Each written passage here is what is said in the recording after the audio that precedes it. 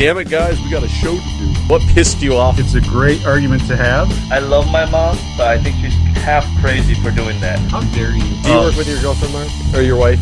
I keep them separated. We digress. Well, he's not that smart. And sometimes he sounds like he knows what he's doing. Yeah. What is the retaliation that you have? Therefore, you're an ass, and I don't want to talk to you anymore. Yeah, but what do we know? So we're going to respond to some listener email right now. This comes from Molly Models, which, by the way, kind of a cool name, right? Is it models? Like M-O-T? Models. Oh, Model. I don't have no idea. Or maybe it's Model. I don't know. I'm sure it's a profession. Is she a model? Language. Is she hot? But is she hot? Well, she said she's been meaning to send us out an email for a while now, and just wanted to say that she loves our content. However, the very next sentence is a backhanded compliment, which I enjoy thoroughly. I usually go to sleep listening to you guys' podcast. It's our soothing voice. Our soothing voice and our boring content. I love it. No, thank you, Molly. But she wanted to know, and I think this is good. Kind of, I think we discussed this on our pilot episode. But she wanted to know, how do we know each other? Because she says she thinks we live in different states and regions and whatever, and she also wants to know what it's like keeping up a close friendship despite our distance. I can answer that. We met on chat roulette. This is actually the first day that we're still meeting. We just made a lot of content together on chat roulette. What Mike showed me at first really hooked me to our friendship. That's a guy I want to be friends with. Well done. Well done with that, Mark. Cheers to you. So we actually all met. Mark and I went to high school with each other, but we all worked at McDonald's when we were very, young. High school. In Michigan, yep. We all worked in the same place. And then we just kind of all went our separate ways after that, except for me. I stayed put. They ran as far as they could away, especially Mark.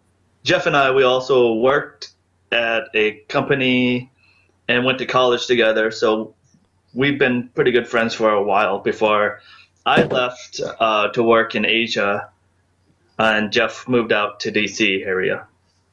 I need to say no more. They have learned about me as well. That's right. Okay, and another question she brought up. What are you guys' isms or little things you feel like you have to do or are worried about? So basically obsessive compulsion type things. Do you guys have any of those? I mean, yeah, I have to talk all the time. Yeah? Yeah, I mean, that's why I started like a YouTube career and things like that. Is I can't be quiet for long periods of time without saying anything. So even playing video games and such, I would talk to myself. So I figured, why not talk to other people? And it's sort of weird to say that I actually feel like I have to work. It's not that I enjoy work. It's that whenever I'm at a job and I'm not actually doing anything, I get extremely, really bored. And I need an actual objective to accomplish something in a day. I don't know if that's quite an ism that they're talking about, but like any like tics, do you like constantly like brush your hair back? Do you? I don't think I have any of the physical tics like you're talking about. However, I do feel like I am probably more OCD than either of you. Yeah, you used to have that big thing with towels. I had a big thing with a lot of things. Yeah. Oh, yeah. I was going to say, like, it's gotten better since I've gotten older. I don't have nearly like. What do you mean towels? He refuses to use a towel more than one time. Like, he takes a shower one day, dries off with a towel. It must be like in laundry, cannot be touched again by like human hands Well, until it goes through the no, washing machine. I don't think that was me. I think that was Brian. Oh no! That was you for sure because we made bets with you to see if you could do it, and you straight up even said like you realized like day 2 or day 3 of using the same towel that you said you weren't even drying yourself off, and you'd end up putting clothes on wet because you'd be like like throw it. That was you for certain. There's no question in my mind. It's very possible. Like it's somewhere along the line I graduated to when I can smell the towel. Like the moldy kind of smell, then it's got to go away for sure. So I'm better, but I think kind of across the board, I'm just better now. Like for sure, when we were younger, I had the most out of all of us.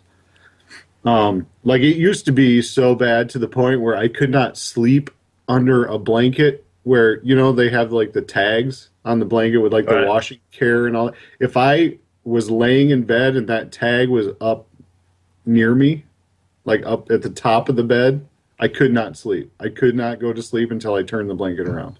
When I was younger, I did used to have a weird balance, like touch balancing thing that I had for like a year and a half.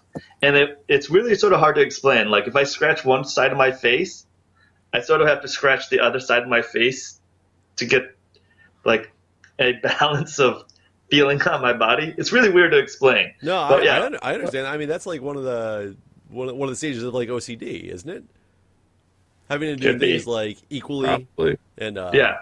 So what about if I also recall, man, Mike? Because I remember we talked about this before when we were. Like, I was going to say, like, if you guys have a strong memory of me, you know, I had a lot of them back in the day. I'm growing out of them now. What about shirts that don't all face the same direction on a hanger? Oh, my closet used to always. Oh, yeah, absolutely. Not just like they would always face the same direction, but they were always organized by type. Like T-shirts were always together. You know, short sleeve button-up shirts would be together. Long sleeve button-up shirts would be together. Oh yeah, for sure. When you hang clothes, do you have it so it? I don't know how to explain it. Were the hooks facing away from you or towards you? Depends. It depends on the way the rod is. Exactly. Some of them, if it's just a straight up rod, 99% of the time I think people just put it in like hooks facing away.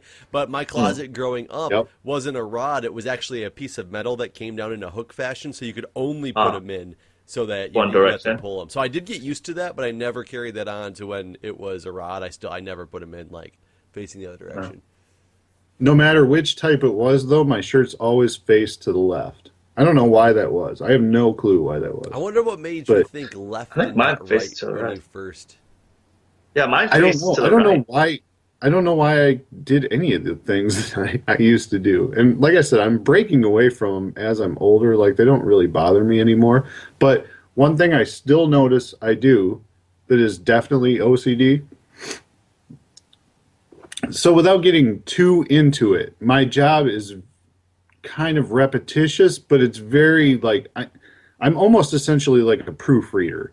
Like I handle every customer order that like comes through our steel mill goes through me, and I have to read it over for like chemistry requirements or, you know, different things, different properties that it has to have to meet customer specifications. And what I do is I basically make sure that those are front and center so that it doesn't get missed, you know, in processing. So I'm very particular about how I do things, and it's not even such an OCD thing as it is my job has to be done a certain way, and if I develop, you know, strong patterns to do it, I'm not going to miss something. Right. So however, even when I know that I've already looked at an order for a certain requirement, I go back and do it again anyway. If there's a question in my brain that pops up, did you do this? I could be 99.9% sure that I did it, but I'm going to go back and look at it anyway, even though I know it's silly because I did do it, because I do it the same exact way all the time. So you like to double checking. The negative qualities about myself are that I work too hard, I care too much. I mean, that's what that sounded like. It sounded like you were just like, so one No, of these no, OCD oh, things no. I have is I double check my work. Like, No, No, I think what he's no, saying that's is not what even it is. though when he knows that I he's know. done something, he has to check anyway. Sort of like you turn off your oven, then you leave the house, and you're like, I know I turned off the oven, but But did I you turn feel, off the oven? but yeah, you feel it's compelled to check anyways. that's exactly the equivalent of this because I don't know how many orders on a weekly basis that go through my hands. Right. And when you think 20 to 25%, somewhere in that range, I know I've done them the right way and I've read them through the right way to make sure the requirements are what they are. I just know because I'm regimented in how I do things.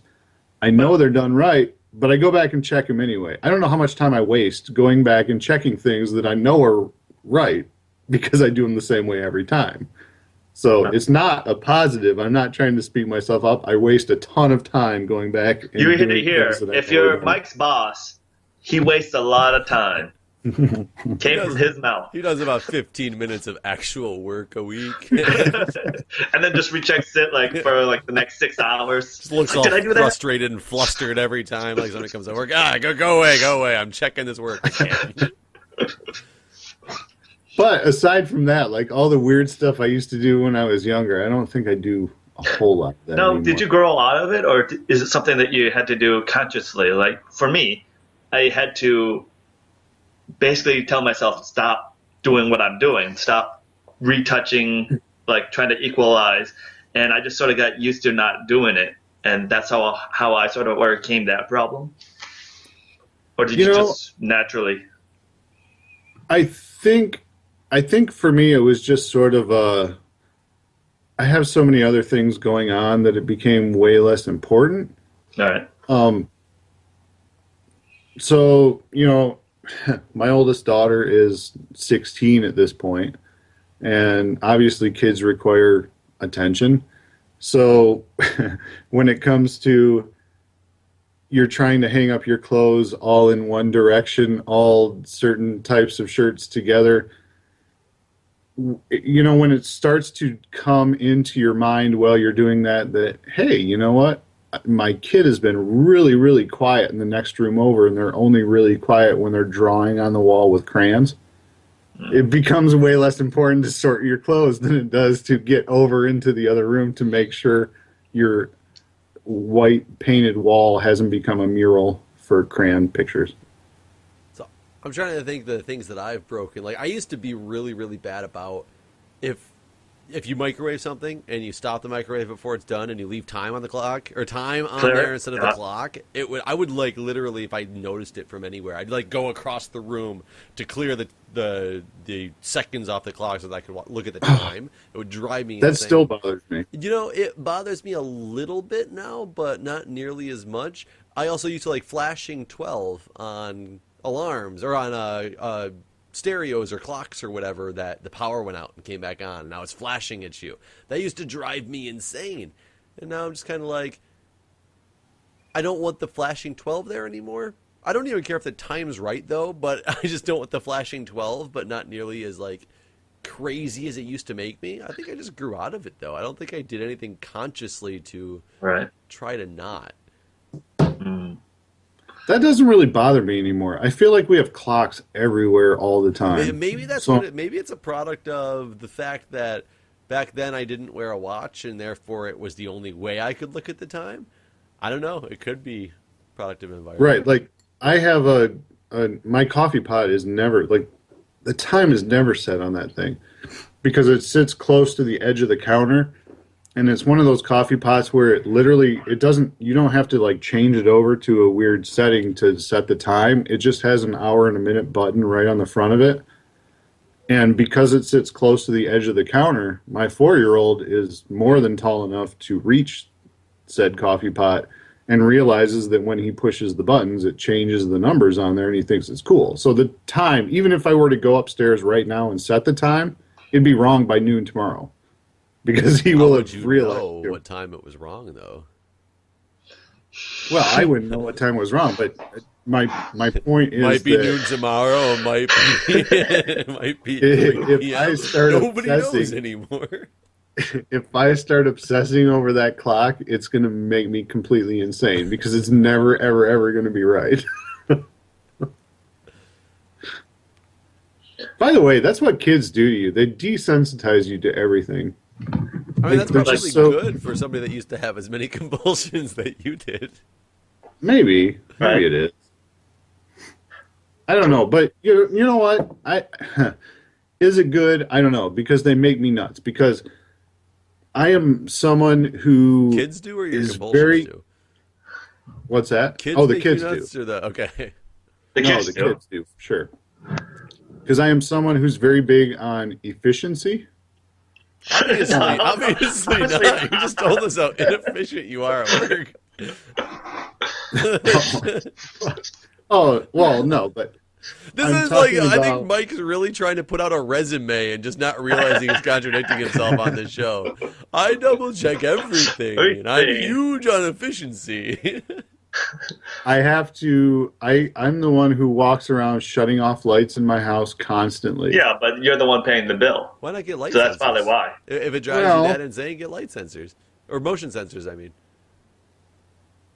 Yeah. Would that work with kids? Because they're constantly running in and out of rooms, and Well, do you want them running in and out of rooms with the lights off so they can like run into the edge of the, the bed or the dresser? Or they whatnot? do that anyway. It's true. Like, But kids when are you walking when you turn the catastrophe. lights off, do they stay off? In my house, Yeah. no, because my 4-year-old can So reach then, every there you light go. switch. You need to take away the light switches, just have futuristic light sensors. So I should have a smart home for my kids. Yeah, Yeah. why not? It's not for your kids. It's more for, it would help the kids as well, but I think it would help your wallet in the long run. It I mean- probably would. You're right. Yeah, I mean that's how bathrooms at lots of like restaurants and things like that are on light sensors, so yeah. that because nobody turns off the light in a bathroom in a public place when you Right. go out the door. But if nobody's in there, why waste the energy? So turn it on and off. I don't. How do those work exactly? You know, maybe I do need to look into Motion these. sensing Like, technology. so it's just a motion sensor that looks throughout the whole room. Yeah, it just probably sees the difference in I mean, they're set up. ambient light. They're keyed to a certain spot. I'm sure. Like if you. Right. I'm trying to remember exactly where I was at, and I always found it hilarious. There was a bathroom that I frequented. I don't know if it was at one of my jobs or what. 'Cause I'm not claiming that I'm like the most efficient person at work, but I remember I would sit in the bathroom, and if I sat there for long enough, the lights would turn on me. And then I find it even more hilarious. Like, you ever been sitting on a toilet and the lights just go on? Like, Yeah, so. This thing was. and then you do the wave. I was like, Well, like- so if you want to do the wave and you get the lights to turn on, but yes. But have you ever walked into a bathroom? If you walk into it and the lights turn on because you entered, you don't expect that there's anybody in there. So when somebody does walk in the door and the lights are off, I'm just like, hey, what's going on? Like, it scares the crap out of people. You walk into a bathroom, the lights come on, you hear from the last stall, "Thank you." I've been trapped in here for days. So yes, motion sensing technology. Don't worry, folks. Show's not over yet. Just remember, you can email us at wdwkpodcast@gmail.com if you want to talk to us. Anyways, back to the show. my wife, she was going through 9gag and saw an image where it shows a camera with a cassette, like a floppy disk cassette, and she was making fun of it. It's like, who would be so stupid to use a floppy disk because you can store hardly any pictures on it? And I was like, we made a video with that. You know, amazingly so. God, we're dating ourselves a little bit in the technology era here. When Mark and I went to college together, my parents had gotten this video camera. I don't know why they got it because they're not even technology savvy people, but it was like they were like, oh, they had to have this video camera because it was something you didn't need to develop film on. It like stored pictures in digital format, and it was a camera that was, oh my god, probably It was huge. two of my phones at least, which I have the Samsung Galaxy S5. It was like two of those because it literally had a 3.5-inch floppy disk drive slot in the side of it that it saved the images, or it saved the images and the videos too, like video with audio. And we made multi-minute videos on these things without even coming close to filling up this floppy disk. Quality wasn't That's great, hard. but That's hard to believe because I remember when I first started getting into computers and things, like any game that you would ever play on those 3.5-inch discs, like it would take like 8 of them to load the thing. Aren't they only 1.44 megs? God, am I remembering that right? I think so. Yeah, I think it was 1.44. Yeah, so I mean, think 1.44 megs, and we made multi-minute videos with audio. And they just keep changing the floppy disk every couple of seconds. Can you even imagine having a floppy disk drive anymore? I remember the first time. I used to love my floppy disk drive to pop it in the computer, save something, go to the school and print it out because I didn't have a printer. And the first time I had a corrupt file from the floppy disk, because they were so fragile and so easy to mess up the data on, and I actually got a late grade on an assignment because I got to the school and it didn't exist on the disk. The disk was corrupted. I had to go home and get it again with a new disk, and I ended up getting a late assignment. I basically took floppy disks from then on and never again. Well, I mean, and that was before flash drives existed. Yeah. Zip disks were the big thing at that point. Zip disks, yeah, sure. Well, I keep on saying that Japan's not the technology paradise that I always assumed it was. A lot of my schools still have floppy disks on their computers. Do you use them? Wow. Even on their laptops. It's really weird. I don't use them. I don't even have a CD drive in my laptop. Oh, yeah, you have the Chrome one. I do have, I right? have the Chromebook. Yeah, my girlfriend's newest laptop doesn't have one either, though. I mean, you can do everything from Flash nowadays. Mine has one, but I would never use it. So I'm trying to think of the last time I opened the one. Oh, no, my desktop. My desktop doesn't even have one. I just looked down. It doesn't even have one. I have it in my other computer because I built this one from scratch, and I was going to transfer the DVD drive over into this one, and then I was seriously like, why would I even need a DVD drive? And I never put it in here, so I just realized it's, yep. Yeah, I have a CD drive in mine, but I don't know that I've ever used it. Well, I mean, maybe once or twice or whatever to listen to a CD, but I don't know that I've ever used it for anything, data transfer purposes.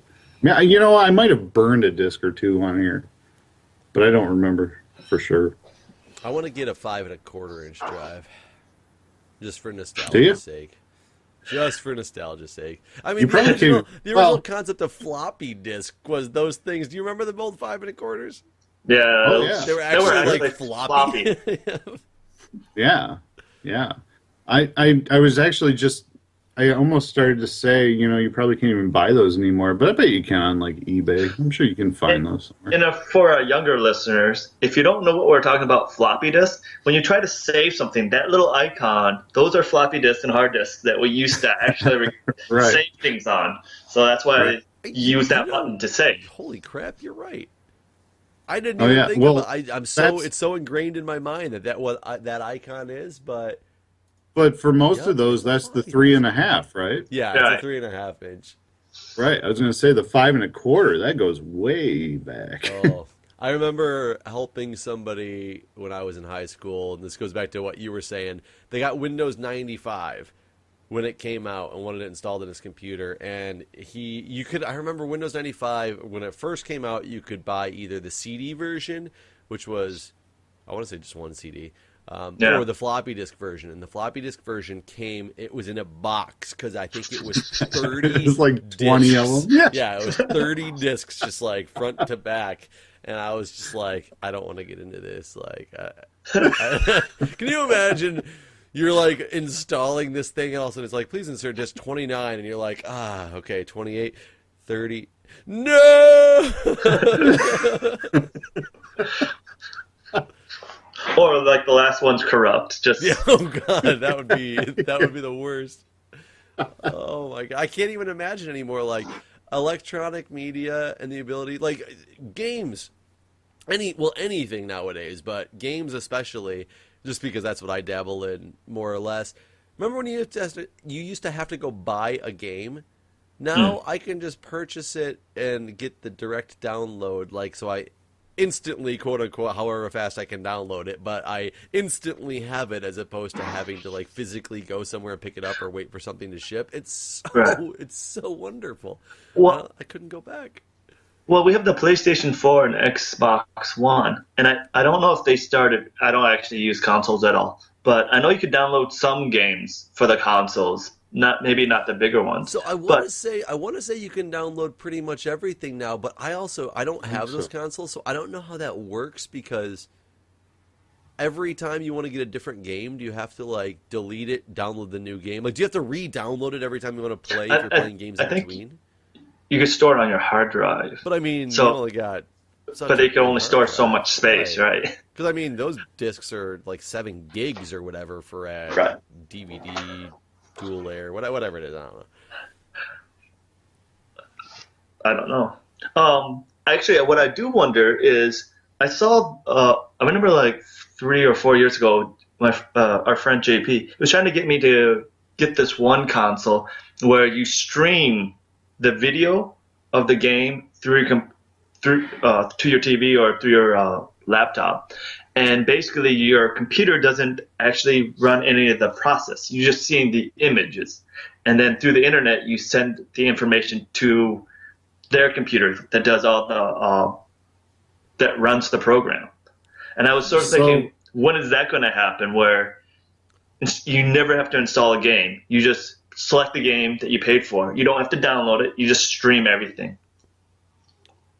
So, I mean, your input delay would be ridiculous, though. Not necessarily.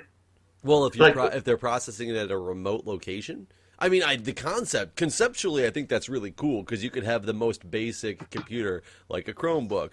I mean, that's kind of the concept of the cheap computers, is that everything's run up in the cloud and you're just kind of like a receiving media of it, but they don't do anything super intensive, because I think part of it is. Can you imagine playing a game? People get mad enough about the refresh rate of a TV for certain games, let alone processing it. Well, when you think of, let's say, World of Warcraft, right? Yeah. You have it running on your computer, but it also runs on their server. Instead of having your computer do it, whatever, just have everything run on the computer, their server, and then the image comes to your computer. In fact, it might even be less bandwidth, because you don't have to send it to them, have it send it back to your computer, and then your computer processes that. So it might even be less delay. So I think Minecraft is a perfect example about what you're talking about. Granted, Minecraft might not be the most perfectly written piece of software that sacrilege uses everything so like efficiently, like Mike does at work. But if there's both client side and server side things that go on at all times, and some bugs that happen that is like, oh, I'm not seeing, or this is happening on my screen, but it didn't really happen because my client's ahead of the server at certain points. So there's definitely some. It tries, but it's not perfect by any means. And I wonder if that's what maybe if we get this 10 meg per second minimum internet, everything can just work so efficiently. All right. Because if the video streaming coming from the server is quick enough, then all you need is actually a supercomputer at the other end, and then you could have a really junk machine. All you need is a supercomputer at the other end. That's it. So as the kind of idiot of the group, do you guys remember what you're talking about? Totally reminded me of the arcade game. Do you remember what you're talking about? No. The arcade do you guys remember the arcade game Dragon's Lair? Yeah. That was on like totally animated. That was on Laserdisc. It was on Laserdisc. Yeah. I don't remember so that. in the arcade, I just remember at the arcade. Well, the reason why it looked so cool and it was sort of ahead of its time is that it had animation. Like it was like a cartoon. And that was because all the animation was stored on Laserdisc. And then once you made your selection, it picked that laser disc to play the video. I remember I was super bad at it, and I thought it was really awesome looking, but I Right. could never get past like 5 seconds, and I'd have to put more money in. It was That game bad. was really hard. The game was. It basically you had to memorize everything that you had to do in that game. I almost want to look at this now, but I You don't think remember I've that game? I don't think I've heard of it before.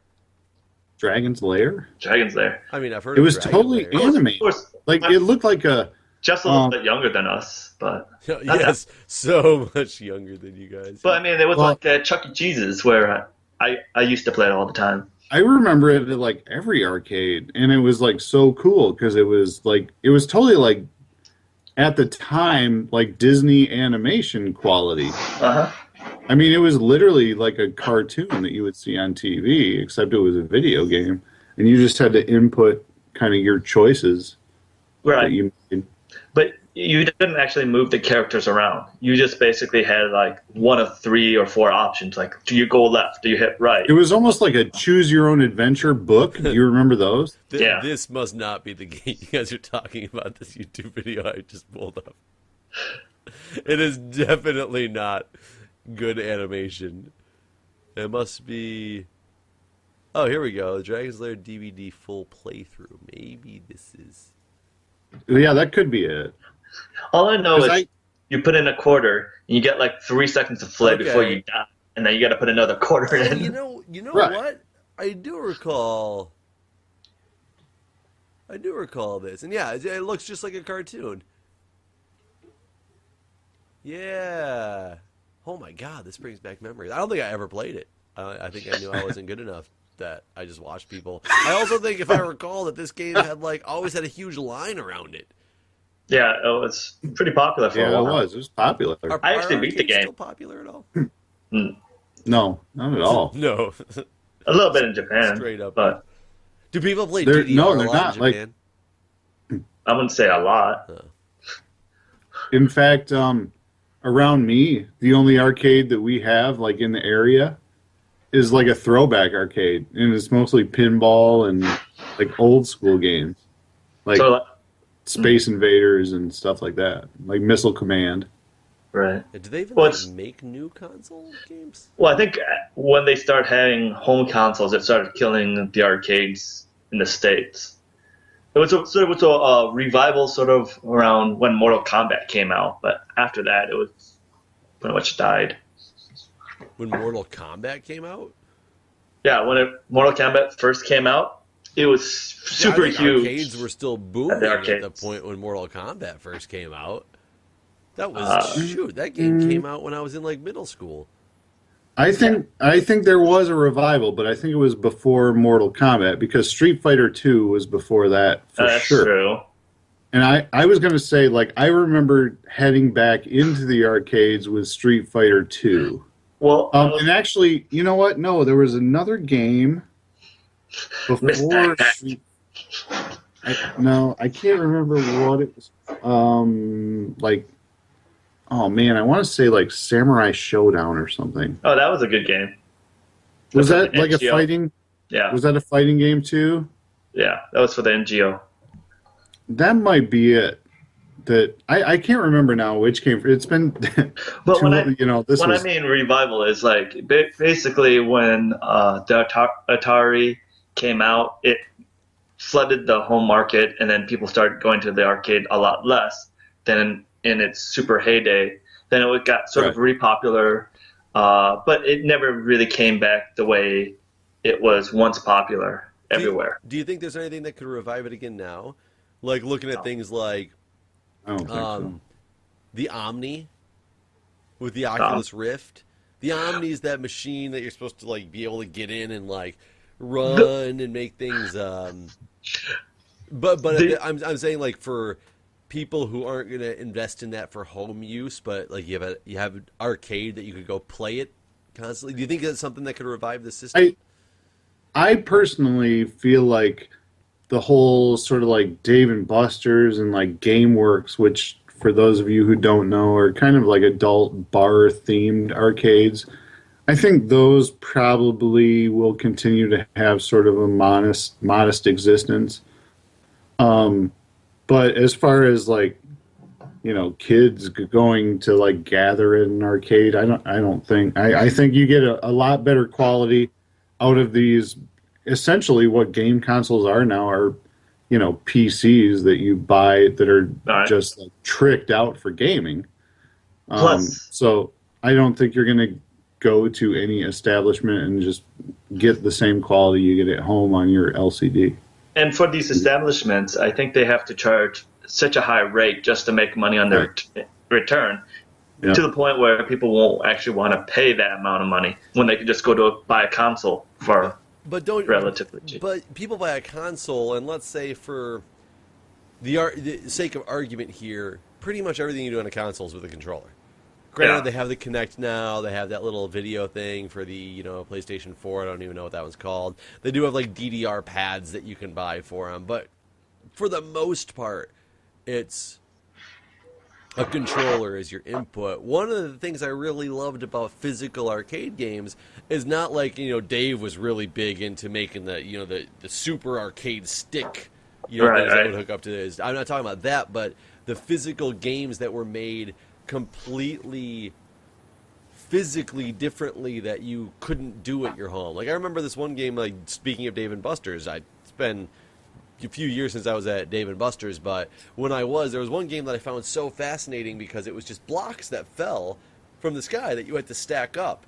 But you had to stack it up, and you had this thing that tilted left and right, and you held onto the front bars of it, and you tilted left and right Right. because you had to like scoot them into certain positions and things like that. Which, yes, could you do that on a controller?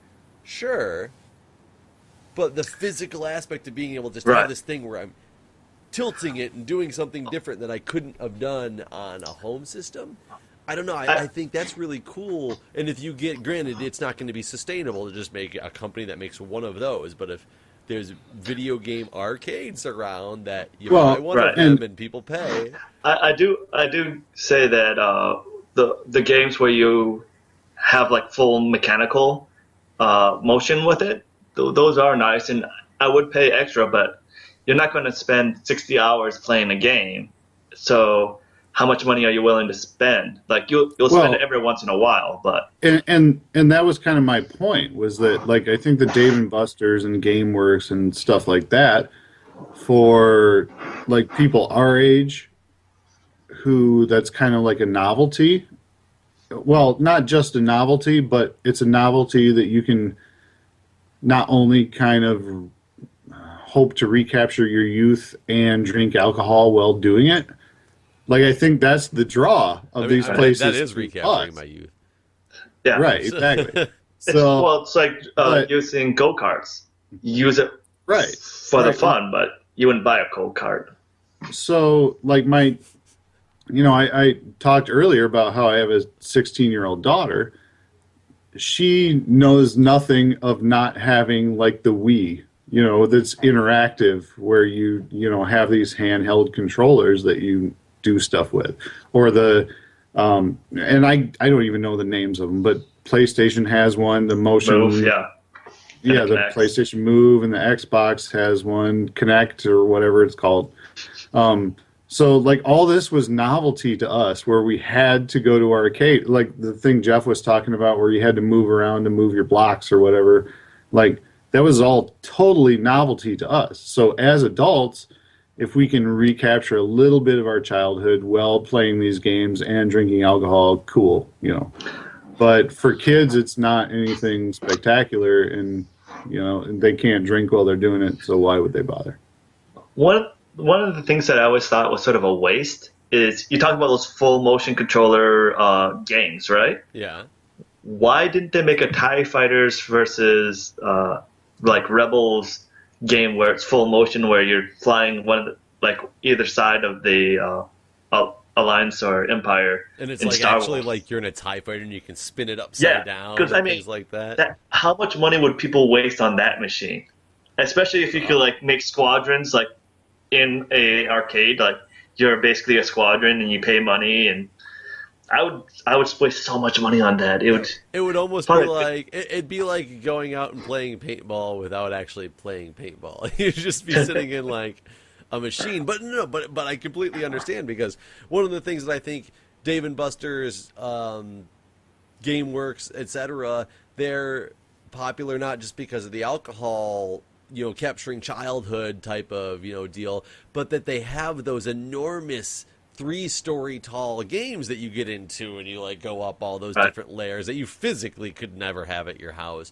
But I've always found those games really lacking in what they actually are. But yeah, if they made just one of those where you just lifted me up, I'm in a little TIE fighter, and all I'm doing left and right, it's just on like a little pivot, and it just goes left and right, and it can spin in a big circle. Holy crap, that would be amazing. Right. And that's a kind of game where you can actually, being closed, and you would actually think you're in outer space. Right. It wouldn't even be that hard to make a game. Like, basically, you could, the old TIE Fighter game for the computer. You use the exact same program. Just make it 3D movable. That's it for this week. Catch you guys next week. Please follow us on Twitter and Facebook, and also on our website, wdwkpodcast.com. Damn it, guys, we got a show to do. What pissed you off? It's a great argument to have. I love my mom, but I think she's half crazy for doing that. How dare you? Do you work with your girlfriend, Mark? Or your wife? I keep them separated. We digress. Well, he's not that smart, and sometimes he sounds like he knows what he's doing. What is the retaliation that you have? Therefore, you're an ass, and I don't want to talk to you anymore. Yeah, but what do we know?